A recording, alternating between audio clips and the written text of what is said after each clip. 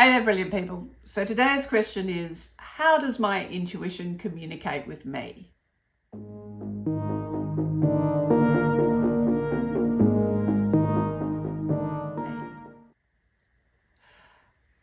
And of course, that's an important question, because the more that we understand how our intuition communicates with us, the more we can actively listen for that communication.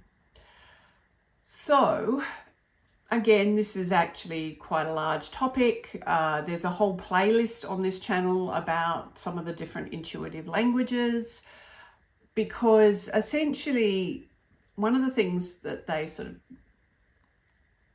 describe intuition as is a information that comes in, or a communication that comes in other than through the known channels of the senses, which is funny because in your brain will convert it into one of your senses. So some people, the intuition will communicate, visually, like through what you see. Some people will be auditory, like what you hear. Some people, it will be what you feel, either emotionally or in your body. Some people, it can even be that what they smell or taste. So those intuitions, those are very sort of clear languages. And as I said, there's a whole playlist. I'll put a link up to that playlist at the end if you want to have a look at that. But in a more general sense, the reason why they talk about intuition being that sort of inner voice is because your intuition communicates really by holding that place of alignment. Now, what do I mean by that? Well, most of us, unfortunately, tend to live more in a state of conflict, like internal conflict, than we tend to live in a state of peace, meaning we're often arguing with ourselves about something. So when your intuition is speaking to you, you'll often find it's kind of like it's in that moment of internal stillness. In other words, it comes through in a moment when you're not arguing with yourself.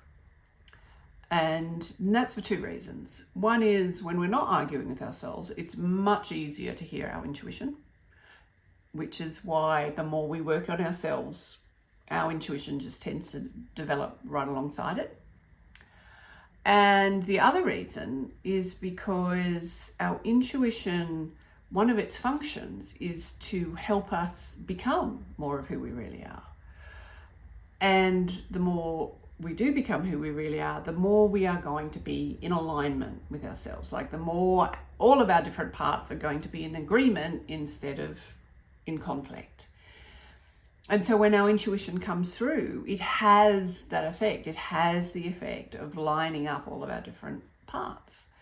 So in some ways, one of the ways, that they used to describe that your intuition talked to you was that it talked in the silence between the thoughts, which is quite a poetic way of saying that, it happens in those moments of stillness, which is why some people, if they want to lean into their intuition or develop it further, they'll use personal development techniques, obviously fractology. They'll use other techniques like meditation, whatever you use, whatever helps you find peace.